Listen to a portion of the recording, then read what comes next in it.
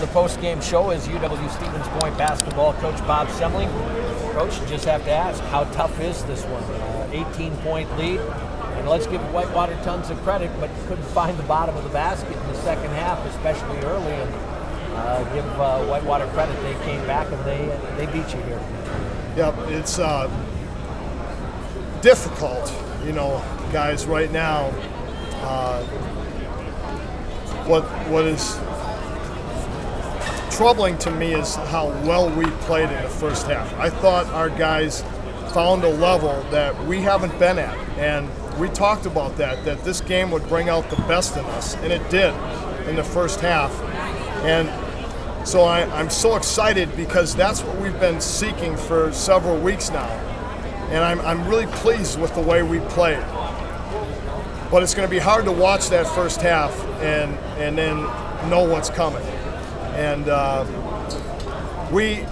second half was a classic example of a team that had nothing to lose, a team that was not making some open shots, some good looks. We struggled to score, and then our defense couldn't hold it for us.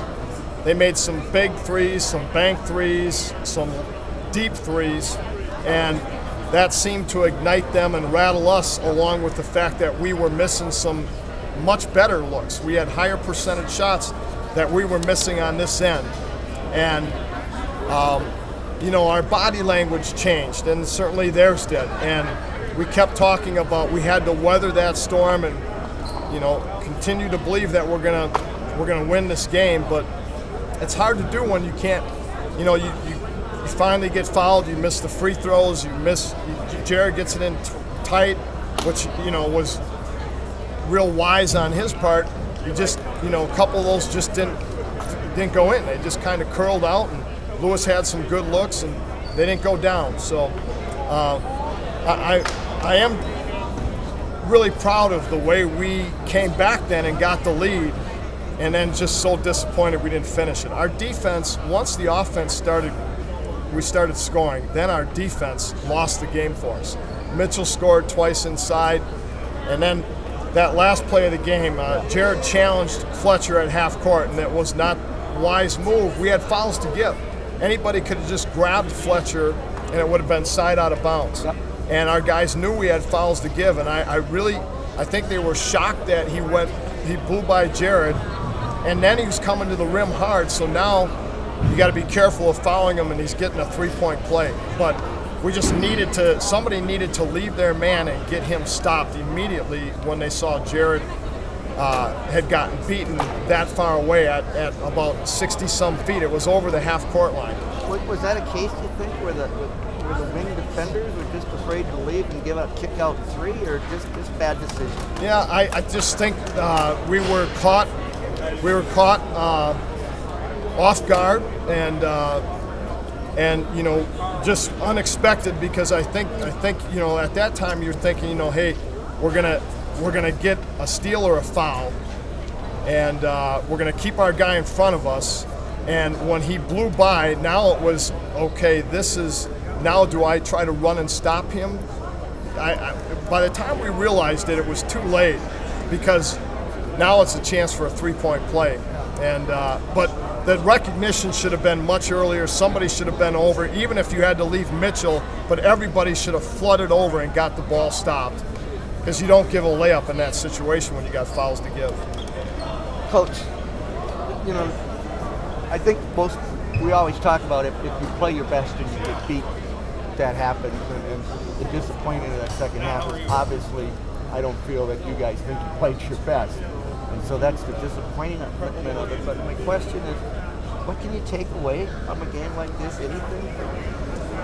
Well, you know, I told the guys we want to make people beat us.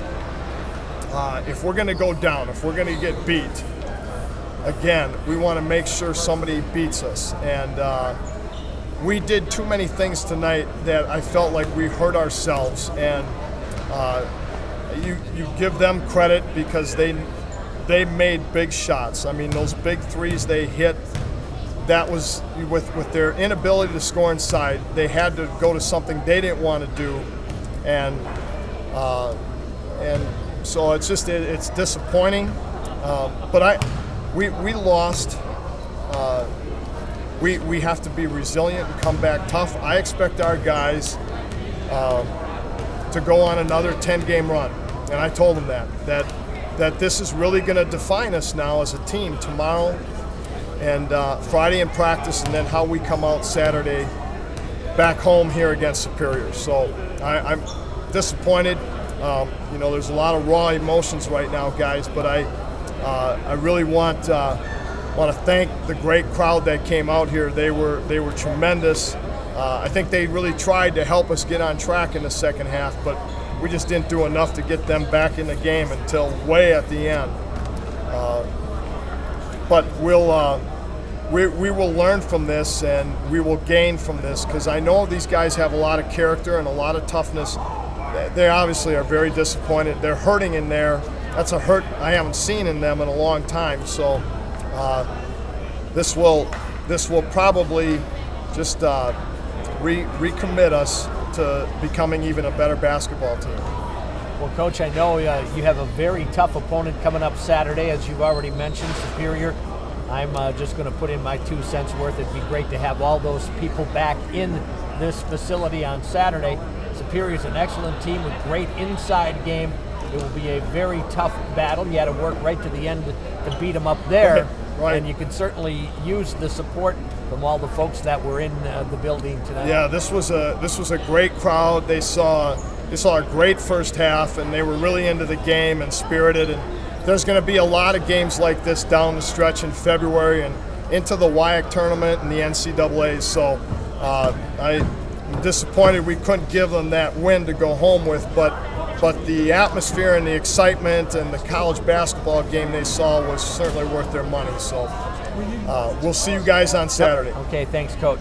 That is UWSP Coach Bob Semling joining